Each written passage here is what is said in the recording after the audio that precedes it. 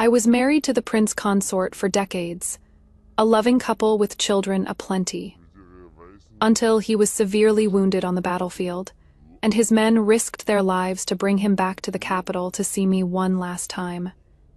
But unexpectedly, the person he wanted to see wasn't me.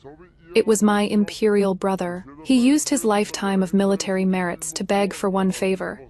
Please grant this servant permission to be buried alongside my late first wife. This servant has lived an upright and honorable life. Yet I alone have wronged Qingyang. After death, I only wish to be buried with her, to settle the regrets of this lifetime. My life instantly became a joke. It turned out the prince consort already had a first wife before marrying me, and had been keeping her pampered outside for decades, having children with her. Evrione tried to persuade me. You've been husband and wife for decades. This is the prince consort's dying wish. Please bear with it and grant him this. The day he was buried holding his first wife's memorial tablet, I was so furious, I vomited blood and died. When I opened my eyes again, I had returned to the day of my child's 1-month celebration. Your Highness the Princess, the auspicious hour is almost here. It is time to bring the young heir to the front hall to meet the guests. The nanny's call woke me. I had actually undergone rebirth to the day of the 1-month banquet for my eldest son with Xixian. Looking at myself in the mirror, in the prime of youth, I couldn't help but tear up. At this time, I had only been married to the prince consort for just over a year, having just given birth to Yor. He took the child in my arms, my nose stinging with emotion. I am the legitimate daughter of the late empress, pampered since childhood. After marriage, I was even more deeply in love with the prince consort, with children and grandchildren filling the house. Who would have thought the perfect life I believed in turned out to be nothing but a joke? In this life, I will return all the humiliation I've suffered and completely tear off Xixian's hypocritical mask. Yonner, the guests have all arrived. Let's go out together. Xixian walked in from outside, gently embraced me with a tender expression, his eyes full of gentle affection. I stepped aside, dodging his embrace, and picked up Yor. The auspicious hour has come. Let's go. I am the Yan princess of the current dynasty. For my legitimate son's full moon banquet, all the prominent figures in the capital came. Evrione crowded forward to flatter us. Just then, a servant came to report.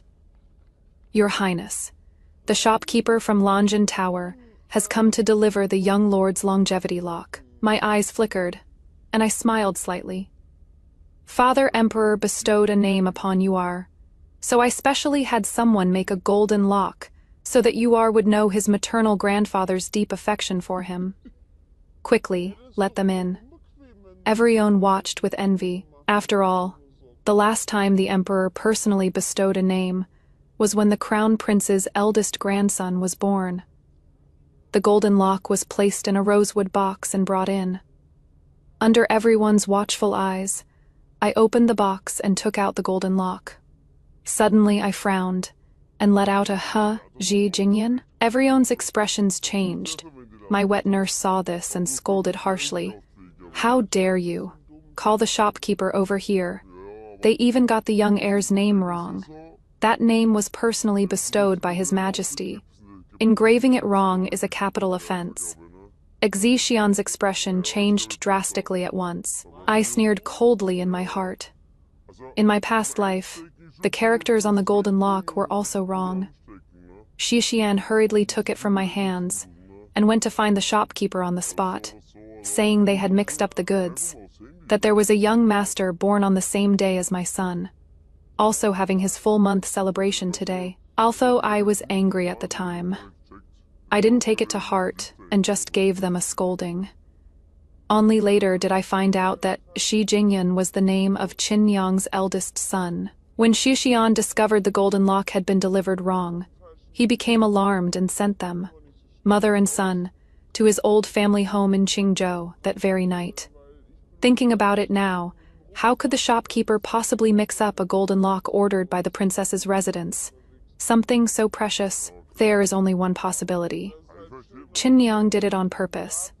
She wasn't willing to accept her child having no name or status, so she deliberately switched them hoping I would find out. It is just that I was stupid. Whatever Xixian said, I believed. This time, I won't let her off the hook. Summonon? Go bring the shopkeeper here. Who knows if this was done deliberately by someone with ill intentions? My Yuer is of such noble status. How can he be slighted like this? Xixian walked to my side, trying to take the golden lock. Your Highness, don't be angry. I'll personally go and get to the bottom of this. I quickly avoided his hand. Consort. Today is yours full-month celebration. Why would you need to go personally for such a small matter, Nanny? You go instead. Xiaxian's face darkened as he watched the nanny walk out. In my previous life, the nanny had advised me. Even if the shopkeeper of Longjin Pavilion had 10 times the courage, he wouldn't dare slight the princess's residence. There must be something fishy about the gold lock incident. But I single-handedly suppressed the nanny's doubts. Now that I've entrusted this matter to the nanny to investigate, she will surely get to the bottom of it. Sure enough, in less than the time it takes for 2 incense sticks to burn, the nanny came back, followed by a beautiful woman carrying an infant. When she saw Xixian beside me, her eyes flickered, and she gently knelt down. This commoner, Zhou Qinyang, greets Her Highness. The princess, may your highness enjoy eternal peace and blessings. I had never seen Zhou Qinyang before. Now looking at her, she truly was delicate and frail, stirring one's pity. She was dressed in splendid attire, not the slightest bit inferior to the other noble ladies present, and the swaddling cloth wrapped around the child in her arms was made of cloud brocade. Miyur, as the legitimate eldest son of the princess's residence, used swaddling cloth that wasn't even as luxurious as his. The pattern of that cloud brocade looked familiar to me. It was left to me by my late imperial mother, and I had always kept it in the storeroom. Before giving birth to Yuar, I said I wanted to find it and make a swaddling blanket. But Xixian said children shouldn't be raised so pampered. In his hometown, children should be raised rough so they could live a long life. I believed his words and used ordinary satin for the swaddling cloth. But I never expected that this bolt of cloud brocade would end up being used on Zhou Qinyang's child. I looked Zhou Qinyang up and down, and only after a long while did I say, I wonder which family you belong to, madam. How did you not notice that you took the wrong golden lock? Zhou Qinyang trembled with fright and hurriedly took out the golden lock. It was a servant from the residence who went to fetch the golden lock, because the designs were exactly the same, and she couldn't read. She took the wrong one. Please forgive me, Your Highness. I had a servant bring over the golden lock, held it at my fingertips to examine it closely, and said casually, Is that so? But this design was drawn by me personally. How could you have gotten an identical design? Or perhaps Longjin Tower has grown bold enough to leak even the designs I created. The shopkeeper hurriedly knelt down and kowtowed. Please spare my life, Your Highness. This design was brought by this lady here. It has nothing to do with our gold shop. Because they were made by 2 different craftsmen, I only noticed today. Please forgive me, Your Highness. Zhou Qinyang was at a loss for words. She glanced up at Xixian, then quickly lowered her head again. This humble woman doesn't know. This design was given to me by my husband. I sneered. Oh, and who might your husband be? You are wearing the most fashionable Liu Guang satin in the capital, and your child is even wrapped in cloud brocade worth its weight in gold. I've been in the capital for many years, yet I've never seen you before. Zhou Qinyang was so shocked her face turned pale. Her father was just a poor scholar from the countryside of Qingzhou. The best things she had ever seen were all given to her by Xixian. How would she know what cloud brocade was? She stammered. My husband, my husband. Unable to get the words out for a long while, Xixian gently held me and consoled. Yaner, let it go. Today is the child's full moon banquet. This woman's child shares the same full moon day as our Yor. so there is some fate between them. Perhaps her husband is an official stationed elsewhere. Meeting is fate. Why not let her join yours full moon banquet to share in the good fortune, and let this matter pass? We're both mothers. Why make things difficult for her? She looks quite pitiful. Pitiful? I let out a cold laugh. My embroidered shoes inlaid with Eastern pearls walked forward and stopped in front of Zhou Qinyang. I gently touched the baby's swaddling cloth. Zhou Qinyang clutched the child tightly. "What are you trying to do?" I suddenly bellowed. "Seize this woman." The guards of the princess's residence instantly rushed forward to bind her. Zhou Qinyang shrieked. "On what grounds are you seizing me?" Xixian immediately blocked them. "What is the princess trying to do?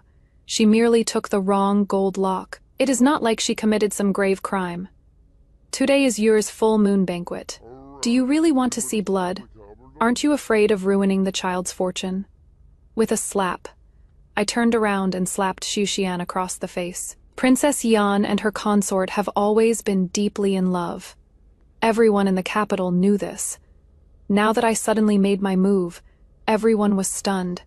I glared at him with reddened eyes. "You have no right to speak here. Yours name was personally bestowed by Imperial Father, and the golden lock was designed by my own hand, incorporating yours birth date and time. Yet this woman could produce an identical golden lock." I pointed at Zhou Qinyang's arms. "This cloud brocade was left to me by Imperial Mother. There is no second piece in all of the capital. It was something from the treasury, so why is it on her child? Shouldn't I ask about this, no matter who she is, daring to steal from the princess's residence?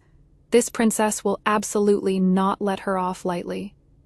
If she can't explain herself, then call the Court of Judicial Review to investigate. Even if it takes torture, we must get the truth out of her." Xixian's face turned ashen. "Enough.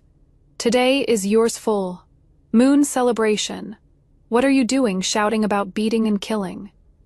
She already said it was the servants who couldn't read and grabbed the wrong one. The design is the same.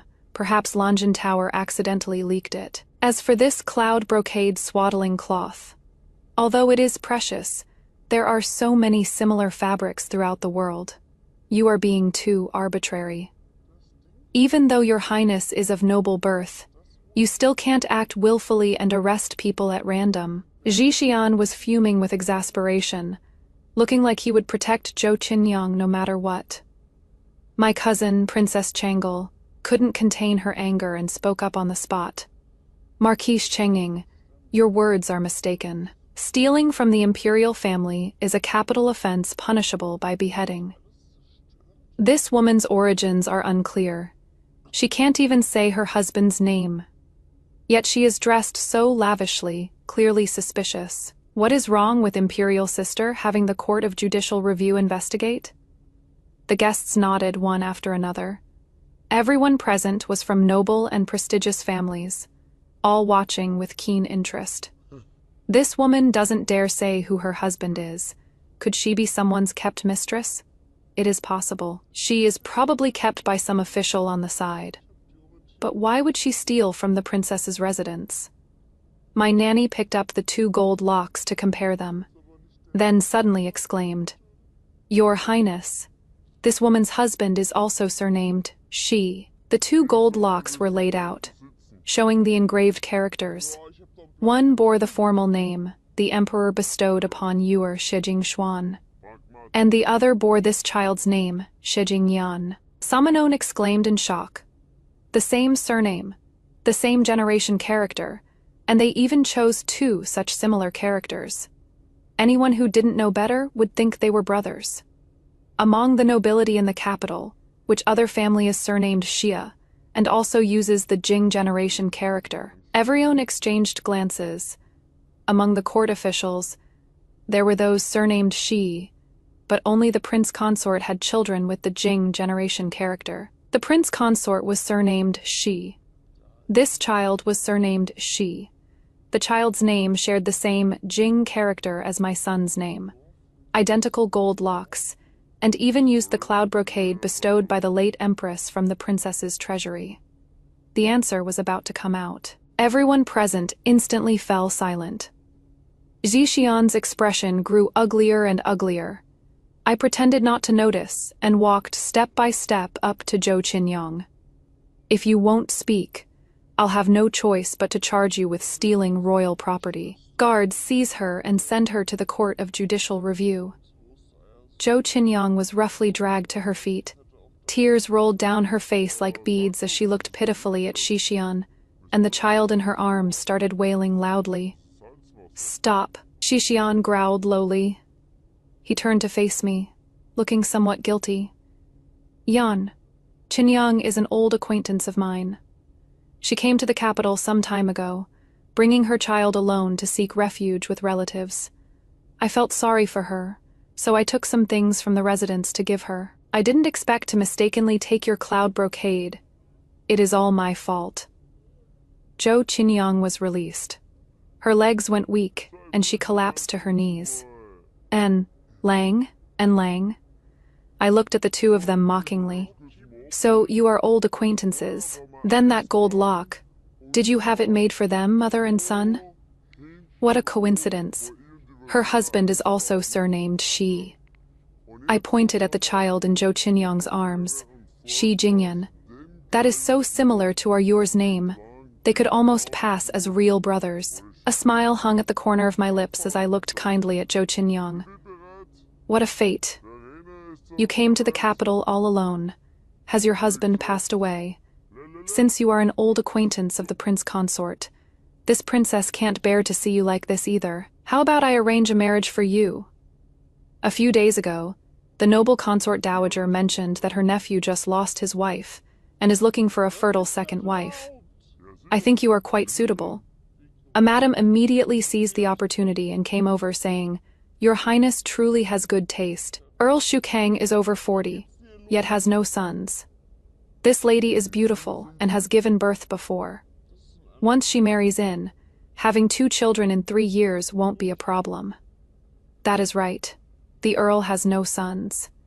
If this child enters the household, he can take his surname. Earl Shukang will surely be pleased, and the betrothal gifts might even be several hundred taels more. Zixian's face turned pale, then flushed. I took Zhou Qinyang's hand again. "It is settled, then. Tomorrow, I'll take you into the palace to meet the consort dowager." "Enough!" he shouted angrily, cutting off my words. Then he pulled Qinyang over and held her in his arms. Gritting his teeth, he said, word by word, "Princess, Zhou Qinyang is my wedded wife. This child is mine with her." Everyone was stunned by his words. Zhou Qinyang threw herself into Zixian's arms and cried out. "And Lang." My sharp gaze swept over the two of them. "What did you say, wedded wife? Your first wife. Before our marriage, you never mentioned this. Zixian, the crime of deceiving the monarch can implicate your entire clan. How audacious of you." Zixian immediately explained. "Yaner, I didn't deliberately deceive you. When I went to the capital for the martial examination, I didn't know Qin. Niang was already pregnant. Our marriage was arranged by our parents, and we held the ceremony in our hometown. It is just that after I passed as the top scholar and returned home, I found out the family had suffered a flood. I thought she had long since died. Who would have known that a few months ago she found her way to the capital, saying she was pregnant? I was afraid you'd be angry, so I could only settle her in an outside residence first." He spoke with such feeling and reason, as if it truly was a helpless act, a cruel trick of fate, but I let out a cold laugh. "You are lying." Zixian's expression changed. "I am not lying." I pointed at Zhou Qin. "Niang and that child questioning, you said she got pregnant when you married her in the countryside. Then her child should be at least 1 or 2 years older than you are. How could the baby only be a month old? You had a wife and child, yet still dared to marry a princess. Zixian, I really underestimated you. On one hand, playing the prince consort, enjoying wealth and glory. On the other hand, keeping your first wife pampered outside, enjoying the fortune of having 2 wives. If not for today, when Lanjin Tower delivered the wrong gold lock, this princess wouldn't have known how long you'd keep hiding this from me.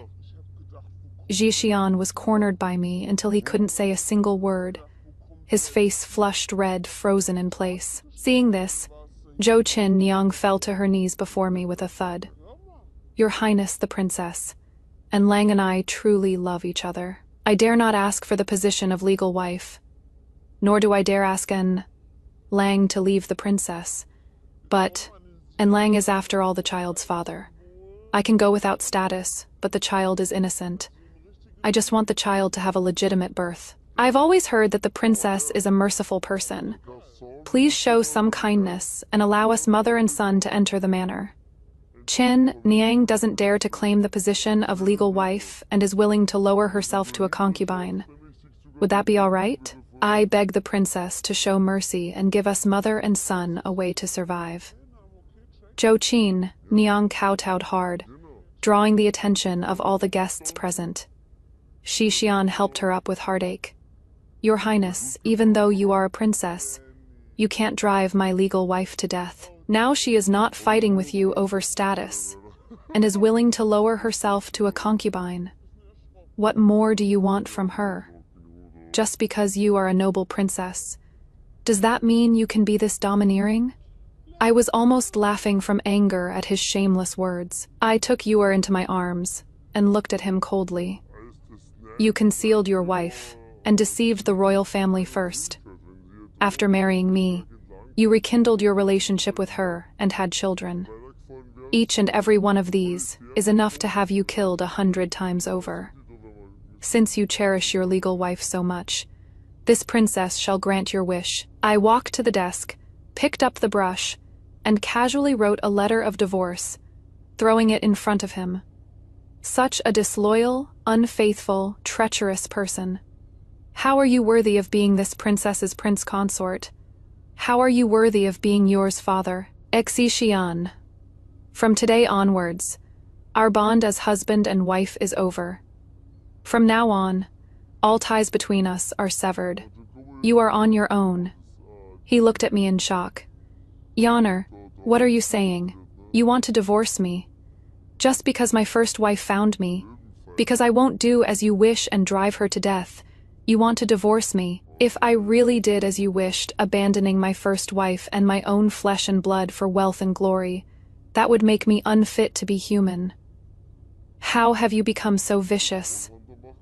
The Xia clan members started coming forward to persuade me. Princess, it is perfectly normal for a man to have multiple wives and concubines. Besides, Qin Niang and he were husband and wife through poverty. As the saying goes, a wife who shared your hardships should not be abandoned. Now that she has found her way here and is willing to become a concubine, why don't you just let it go? Just think of it as keeping a cat or dog in the manor. It won't interfere with your affairs at all. Exactly, once Qin Yang enters the household, you won't need to worry about heirs anymore. She looks like she can bear children easily, and when that happens, won't they all have to call you mother? I looked at the Xia clan members, full of disdain in my heart. It was the same in my previous life. They probably knew long ago that Xixian was keeping Qin Yang outside. Yet they helped him hide it together. These people were nothing but peasants in origin, enjoying wealth and glory by relying on the Princess Manor's power. Yet they betrayed me behind my back, even when Xixian was on his deathbed and wanted to be buried together with Zhou Qinyang. They all stood on Xixian's side, persuading me. We were already in our twilight years. Why bother fighting over this? Better to just let it go. Now it seems they've had a few good days and forgotten who has been supporting them. In this life, I will never make the same mistakes again. My nanny stepped forward and angrily rebuked them. How dare you? Our princess is of noble birth. How can the child of a low-born woman be worthy of calling her mother? When His Majesty bestowed the marriage, he also asked the prince consort whether he had a wife back home. How did he answer? If the prince consort truly cherished the bond with his humble wife, why did he marry the princess? It was nothing but greed for wealth and status. The Xia clan patriarch stepped forward with a dark face. You old servant, how dare you overstep your place and slander the prince consort? I sneered coldly. Xixian is no longer the prince consort. My wet nurse is a fourth-rank female official. What are you lot to dare act impudent before her? Guards throw Xixian and everyone related to the Xi family out of the princess's residence. Don't dirty my floor. Only then did Xixian realize I really intended to divorce him. In a complete panic, he knelt down and desperately grabbed my skirt hem. Yanner, I was wrong. If you don't want Qinyang to enter the residence, we can discuss it properly. I slapped him hard across the face. Discuss. What status do you have to be worthy of discussing anything with me? Lord Xia, instead of wasting your effort on this, you'd better think about how you are going to explain to Father Emperor at tomorrow's court audience about your lawful wife and your legitimate son. The entire Xia clan was driven out by the guards of the princess's residence. Zhou Qinyang held the child standing delicately beside Xixian. And, Lang, how did it come to this? The Xi clan members shouted. Our belongings are still inside the princess's residence. We want to take our things. The nanny spat. Pa, when you Xia family people moved in, what did you have besides a tattered bundle and a few broken bowls? After saying that, the gatekeeper took out a pile of bundles wrapped in rags, threw them on the ground. Get lost. The onlooking crowd burst into laughter. How shameless of them. Living it up in the princess's residence, yet doing something like this. Truly shameless. A bunch of poor wretches came to the capital to sponge off others, and they really think they're some noble, aristocratic family. As expected of country bumpkins, they actually dared to put on airs in front of the princess, and even tried to lecture her. Absolutely laughable. Xixian's face flushed red. Yanner, must you be so heartless? I glanced at him. Oh, and Lord Xi's things too. When you entered the residence as the prince consort, you did bring a few chests of belongings. Don't damage them. Carry them out, and return them to Lord Xi. That day, at the spring banquet, he shot 10 arrows in succession, looking valiant and dashing. Such a young hero naturally made one fall for him. I've always despised the dandyish ways of noble sons, and was quite fascinated by his simple and honest temperament. When Father Emperor bestowed the marriage, he swore to the heavens that he would be with me alone for life, and would never take a concubine. I was moved by the lies he fabricated, thinking I had married a good man. Even the junk he brought into the princess's residence when we married, I treasured as if they were precious. The boxes were opened in front of everyone. Inside was a jumble of things. Hand-copied storybooks, handmade kites, all already worn and tattered. There were also some worthless trinkets, all bought from roadside stalls to coax me, added together. Several boxes of things weren't even worth 10 taels of silver. The onlookers instantly burst into laughter. No way, the prince consort won over the princess with just these. How shameless. He married the princess and soared to the top, yet still dared to keep a woman outside. Didn't you hear? He called her his first wife. What first wife? He dared to marry the princess when he already had a wife.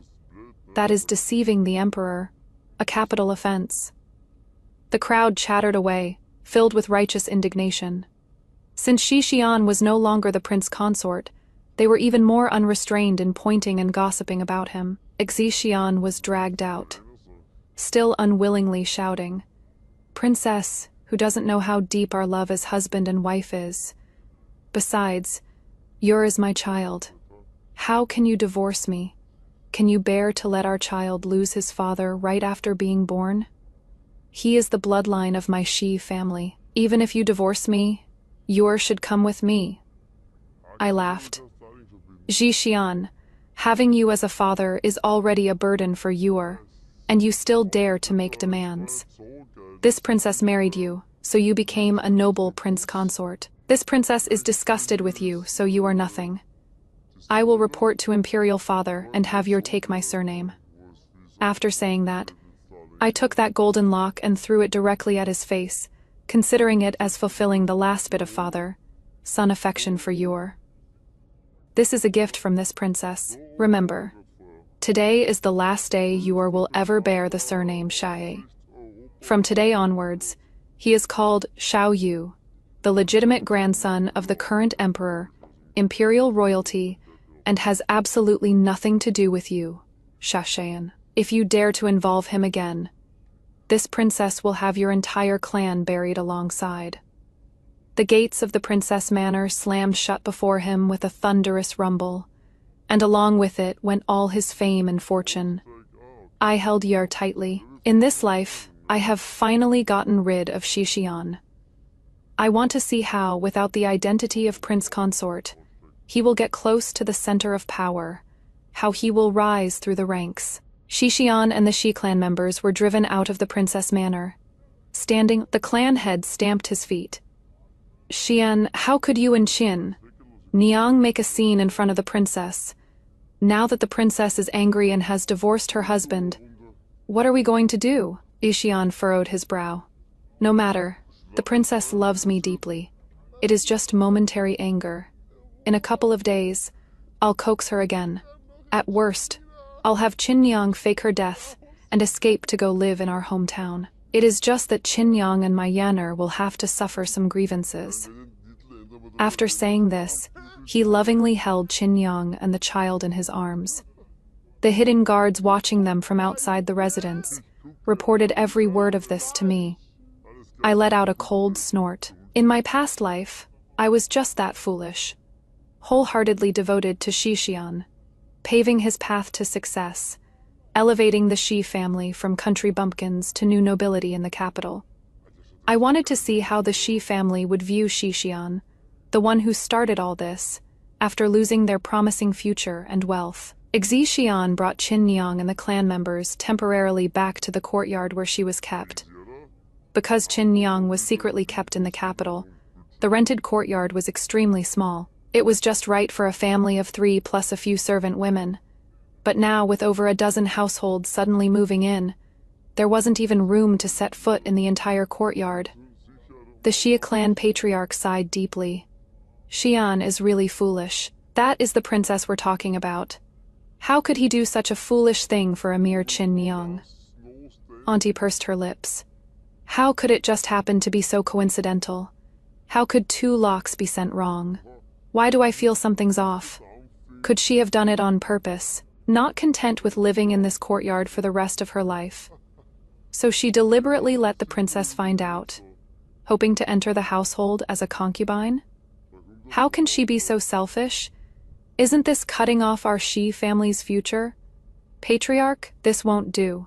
The princess just said she would find me an official position. Now that she is divorced Xian, can I still get that position? The clan members started chattering all at once, all blaming Qin Niang and Xixian for causing such a scene and affecting their prospects. Sure enough, starting from the second day, the Xia family discovered that all the positions and jobs arranged for them through my connections were gone. Our shopkeeper said we don't need a second shopkeeper anymore. You'd better leave. Our Master Li said the vacancy at the Yamen has already been filled. You came too late, Aya. It was only for the princess's sake back then. Now that Shishian is no longer the prince consort, such positions won't go to you, size. As for the aunties in the clan, when they went to familiar restaurants, gold shops, rouge shops and such to eat, drink and have fun, they were stopped when it was time to pay, discovering they could no longer put it on a tab. The shopkeeper stopped the Shi family aunties. Madam, this headpiece is 300 taels in total. Please settle the bill. The auntie shouted loudly. When we Shi family members buy things here, we never need to pay. We just put it on the tab. The shop assistant said mockingly, that was before, when Master Xia was still the prince consort. This is a business under the princess's name, and we only kept a tab for the prince consort's sake. Yesterday, the princess ordered that from now on, anyone who shops here must pay their bill. The other madams and young ladies who were shopping saw this, and looked at them with disdain. No money, but still want to take things for free. Why are the Shia family all so shameless? Before, they were relatives of the prince consort. Now, in this capital, who would give them any face? Without the princess backing him up, Xia Xian, with his honorary empty title, isn't even worthy of carrying shoes for the nobles. The Shi family members returned to the courtyard looking utterly humiliated from being mocked, and saw Qin Yang sighing. So many people living in such a small courtyard, patriarch. Why not let them return to their hometown soon? The clan members were furious. Zhou Qin Yang, who do you think you are? You are not even a proper member of the Xia family, yet you want to kick us out? If our Xia family hadn't paid for Xi Xian to go to the capital, could he have passed the martial examination and become a capital official? If he dares to be ungrateful, we'll go to the Yamen and accuse him of being disloyal and unfilial. The Xia residence was in chaos, but Xi Xian didn't know about it at all, because he was at the Yamen receiving a lecture. Everyone knew he had been divorced by the princess, and the way they looked at him had completely changed. He went to the Ministry of War to receive assignments, but his superior only said, "There are no tasks to be done right now. Lord Shi, you should go home and rest first. When there are tasks, we'll send someone to summon you." One should know that without any assignments, it would be absolutely impossible to get promoted another rank. And he might even be transferred to an even more idle position, completely becoming a mere figurehead. Overnight, the world had turned upside down. What was there that Xi Xian didn't understand? His title of Marquis Chengning was merely bestowed by the emperor for the sake of his grandson. He had always prided himself on being full of talent, with boundless prospects, and that sooner or later he would rise to the highest positions at court. Only after hitting wall after wall did he realize that in this capital, without connections, forget about prospects. Others wouldn't even spare you a glance. He returned to the residence and saw Qin Yang with hands on her hips, arguing fiercely with the clan members, while the child was crying so hard in the room he was about to pass out. Yet no one paid any attention. Right when the commotion was at its peak, someone blocked the doorway. It was the manager from a shop under my name, holding bills and coming to collect debts. "Lord Xia, these are the debts your Xia family ran up on credit at our shops. The princess said you two are no longer husband and wife, so all these accounts need to be settled. It is a total of 38,000 taels of silver. Please settle the payment, Lord Shi." Xi Xian's eyes widened. How can it be this much? A thick stack of bills, jewelry, brocades, restaurants, and eateries. Everything you could think of. The Xi family members yelled, "We're relatives of you, the prince consort. When we're out and about, we can't lose face, right? This was all for your sake, and you are blaming us. The one who spent the most here is Zhou Qin Yang. What kind of thing is she? The daughter of a poor scholar, yet she dares to use shoe brocade for shoe uppers. Back in the countryside, even her clothes were covered in patches. Exactly after living a few good days, she really thinks she is some noble lady." Zhou Qinyang sobbed. "And Lang, you were the one who said I looked good in shoe brocade. That is why I bought shoe brocade to make clothes. The same with those silks. I did it all for your reputation. And when Yanner was born, you said our son is the eldest son of Marquis Chengning, and deserves only the best. I bought all those things for our son." Zixian felt dizzy, and couldn't listen anymore. He turned and left through the courtyard gate, heading to the princess's residence. He happened to encounter my carriage leaving the residence. He blocked the carriage and gripped the shaft tightly. "Yanner, I was wrong. Can you forgive me just this once and give me another chance? A day as husband and wife means 100 days of grace. Besides, I am yours father. Can you bear to see him grow up without a father from birth?" The guards of the princess's residence kicked him aside. "How dare you? His Majesty has summoned the princess to the palace to hold a belated full moon ceremony for our young master. If you delay us, you cannot afford the consequences. Get lost." Zixian fell to the ground in a wretched state. The wind blew the carriage curtain aside, and he saw me dressed in golden palace robes, holding Eurus in my arms. His eyes instantly reddened. Only then did he realize the vast difference between us, like clouds and mud. Only because I adored him and willingly pulled him up to these heights did he get to enjoy all those privileges.